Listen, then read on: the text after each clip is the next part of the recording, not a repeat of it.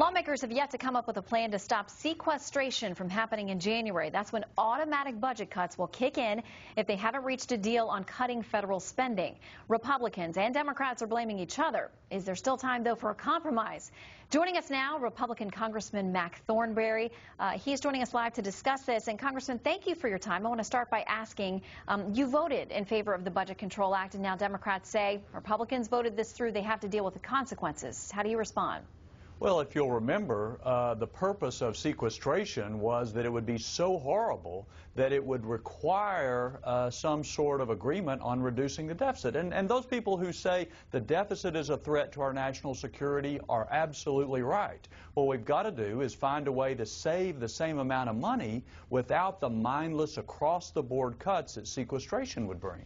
Well, the House did come up with something. The President, the White House, threatened to veto it if it got that far. Senator Harry Reid, the majority leader, said it won't ever go to a vote in the Senate. So what are your hopes that there's any kind of bipartisan agreement that could come together before January? Well, two things. One is I think the awareness of the effects of sequestration are growing. A lot of people hadn't focused on it, but what we know now is that not only would it decimate defense, it would really hurt a lot of important domestic programs such as medical research, air traffic controllers, border patrol. So there's enough in there that everybody ought to be very concerned. But secondly, we have several proposals. You mentioned the House has passed one. We have another one with about 70 co-sponsors in the House that just substitutes the savings with attrition of federal workers. So there's lots of ideas out there about how to substitute the savings in a more responsible way. We just need some partner to work with us. Defense spending, is my understanding, will bear 42.6% of all the sequestration cuts.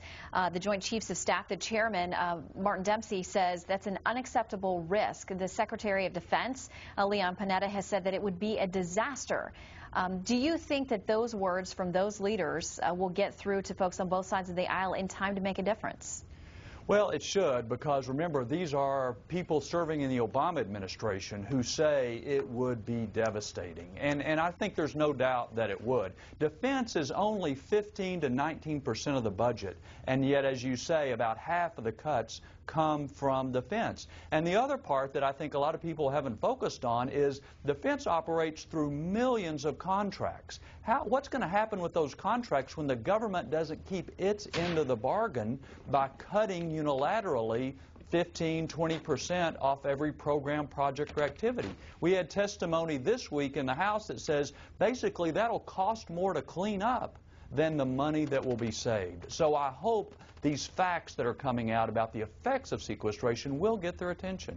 And Congressman, we have one of your colleagues from California, Democrat John Garamendi, with us, and we plan to have him on camera. We've had some technical troubles. He was kind enough to call in so we can at least have you on the phone. Congressman Garamendi, you voted yes for the Budget Control Act as well. What's your feeling about knowing what's coming to the Defense Department and domestic programs as well if the two sides can't reach an agreement? Well, we certainly knew back in the last summer, that this was going to be a major problem, and it's specifically designed to put a lot of pressure on Congress to do what we need to, which is to make the appropriate cuts and also to raise the revenue so that we deal with the deficit. We have yet to do that. Certainly the defense cuts are going to be very difficult and in some cases damaging, but on the domestic side, the same kind of things are going to happen. We're looking at very substantial cuts in all kinds of medical research, as well as energy and other kinds of research that we need. We know that children's programs and dozens and dozens of programs are going to get slashed and very harmful.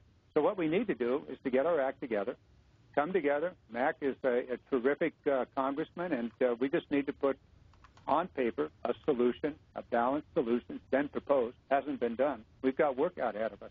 All right, Congressman Thornberry, Congressman Garamendi, we thank you both for weighing in, and we hope that you will find some solutions working together. Thank you both for your time. Thank you. Up next, we'll talk to the grandmother of two